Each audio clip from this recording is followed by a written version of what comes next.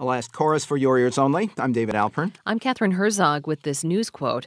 I don't know what I was thinking or trying to say. It was just stupid and wrong. That was Billings, Montana Judge G. Todd Baugh about sentencing a former high school teacher to only 30 days in jail for raping a 14-year-old girl who later killed herself, and saying she was as much in control as her attacker, which provoked massive online outrage.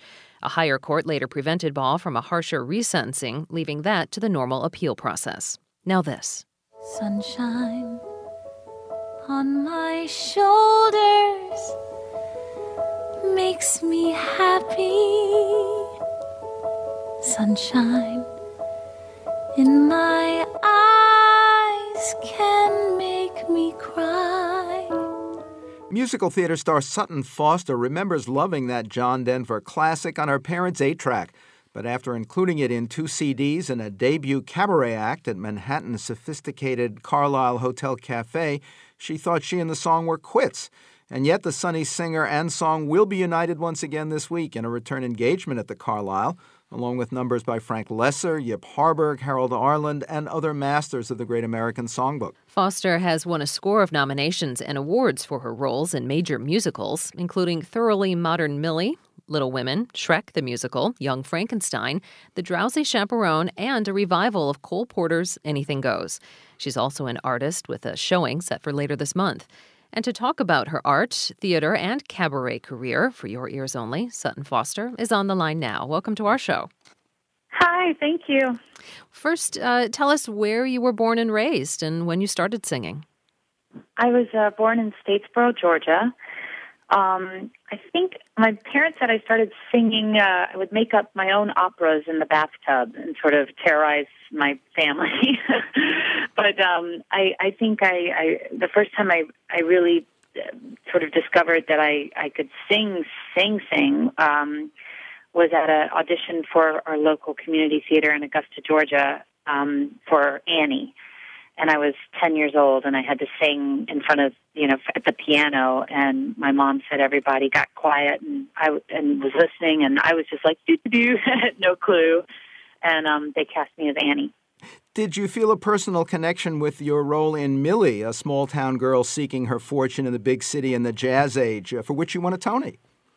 Absolutely. I was that, the very first image of Millie on stage is her back is to the audience, and she's got 2 suitcases in her hand, and she turns around and looks at the skyline, and that was literally me at 17, 18 years old when I first came to New York, and I stood in Times Square and looked up at everything and went, oh my gosh, I want to be here. I want this life. Mel Brooks is famous for saying, tragedy is when I cut my finger and comedy is when you fall down a sewer and die. How was it working in his musical comedy version of Young Frankenstein?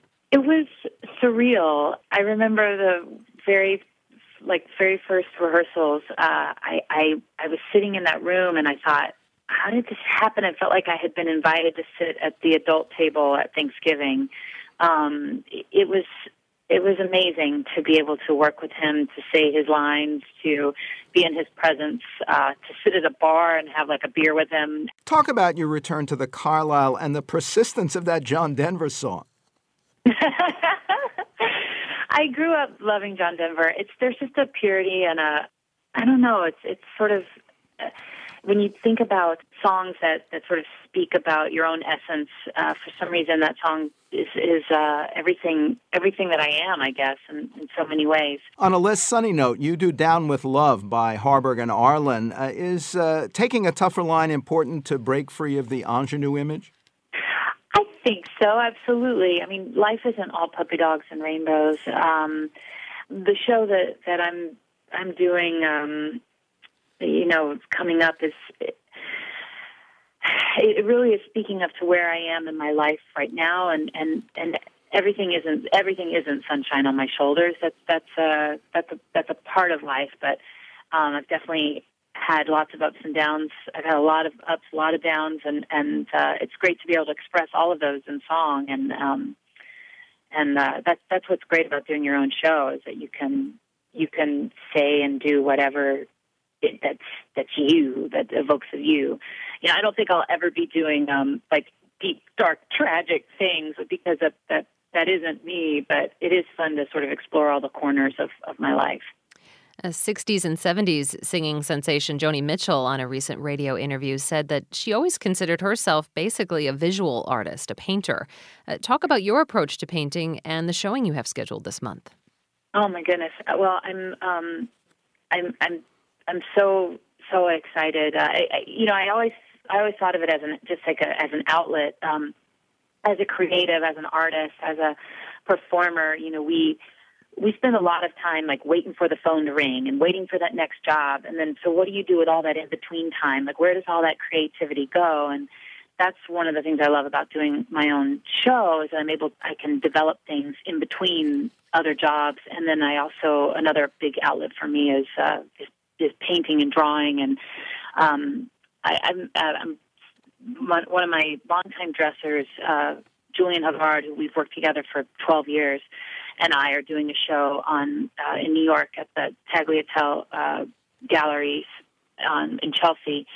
We have an opening reception on September 16th, but the show will be running for 2 weeks. An Evening with Sutton Foster, live at the Cafe Carlyle, 35 East 76th Street in Manhattan, runs from September 10th through the 28th.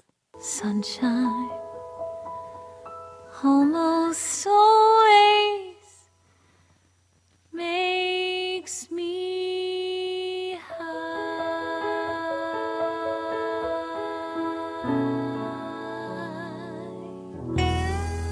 And this has been For Your Ears Only.